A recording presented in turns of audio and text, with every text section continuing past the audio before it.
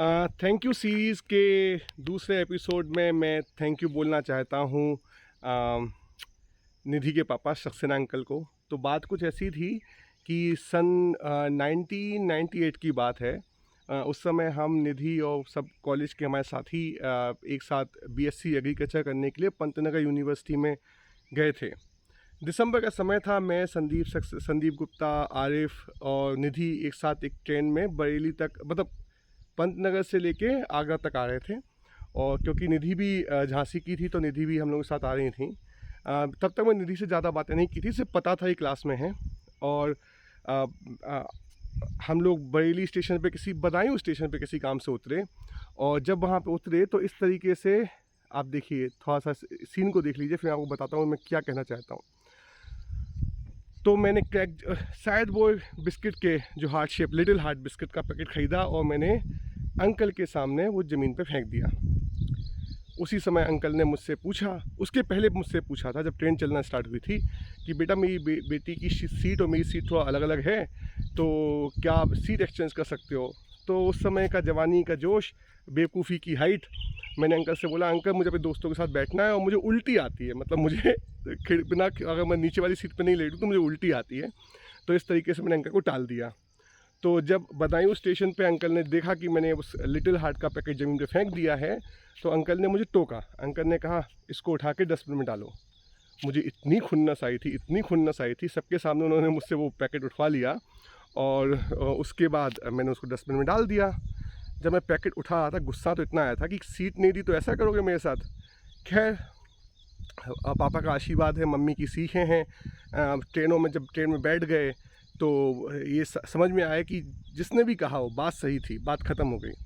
उस दिन के बाद मैं बहुत कॉन्शियस हो गया था कि क्या मैं किसी के सामने सामान ऐसे फेंक रहा हूँ कि कोई मुझे टोक सके, क्योंकि यदि कोई मुझे टोकता है तो मेरे माता पिता को टोकता है और मेरे संस्कारों पर उंगली उठती है कि मैंने अपने माता पिता का सर नीचे किया। अरे किसी का बलात्कार कर लो तो सर इकट्ठे नीचे होता है, लेकिन छोटे छोटे पल भी तो सर नीचे करते हैं ना। तो कहने का मतलब, जब मेरे संस्कारों पे उंगली उठी तब और मुझे एहसास हुआ कि यदि किसी ने मेरी गलत बात में मुझे टोका तो उसने एक्चुअली मेरी हेल्प की। तब मुझे अंकल के प्रति बहुत श्रद्धा का भाव आया। मुझे आज भी उनसे डर लगता है क्योंकि वो कमेंट बहुत अच्छा पास करते हैं। तो जब हम आगरा स्टेशन पर उतरे तो फिर से दिखे, क्योंकि सामान कोई झांसी स्टेशन के लिए झांसी जाने के लिए दूसरे स्टेशन जाना पड़ता था। तो हम सब लोग एक साथ स्टेशन से बाहर निकले तो अंकल मुझसे पूछते हैं, उल्टी हुई क्या?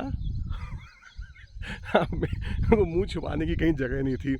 तो अंकल बहुत बहुत धन्यवाद। यदि आप और आप जैसे जो महापुरुष हैं वो किसी को टोकने का, गलत काम करते हुए टोकते समय अपने मनुष्य धर्म का उपयोग करते हैं और आप दूसरों को बताते हैं, किस भाषा में बताओ, मतलब उसको बुरा लगे वो अलग बात, लेकिन अपना काम करना चाहिए।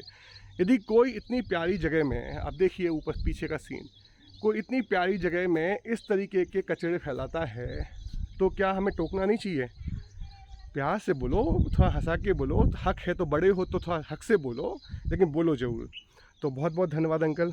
ये मैं वीडियो इसलिए बनाता हूँ सब, और मैं उम्मीद करूँगा कि आप लोग शेयर, लाइक, सब्सक्राइब करें कि ज़िंदगी में जब हम बहुत स्पीड से भागते हैं तो जो छोटे छोटे मोड़ आते हैं जहाँ से हम वास्तव में गलत दिशा में जाने की जगह सही दिशा में मुड़ सकते हैं, ये छोटे छोटे मोड़, आज तो मैं अंकल को जानता हूँ, निधि मेरी बड़ी दीदी हैं और मनोज जीजा जी हैं, मतलब उन सब के लिए मेरे मन में बहुत प्रेम है। तो जब ये छोटे छोटे मोड़ जब ज़िंदगी में आते तब हम उनको जानते नहीं हैं। ये लोग आते हैं हमारी ज़िंदगी को 0.1 डिग्री तो घुमा देते हैं। और वो सोचिए, मतलब आप 0.1 डिग्री घूम गए तो कहीं आप मान लीजिए दिल्ली की ट्रेन है, इतना सा भी घूम गई ना तो वो दिल्ली तो नहीं पहुंचेगी, वो पहुंचेगी कहीं और। तो यदि यही जब हमारे मन का जो वेग होता है, जो हमें गलत दिशा में ले जा रहा होता है, कोई व्यक्ति आके हल्का सा उसको मोड़ दे, वो हमारे जीवन के ऐसे जंक्शन बन जाते हैं जो हमें सही ज़िंदगी की तरफ ले जाते हैं। तो thank you very much uncle for being that junction for me, and I certainly hope you also share your stories like this in the comment section. बहुत बहुत धन्यवाद। Good morning, see the green, enjoy holidays और monsoon actually, sorry.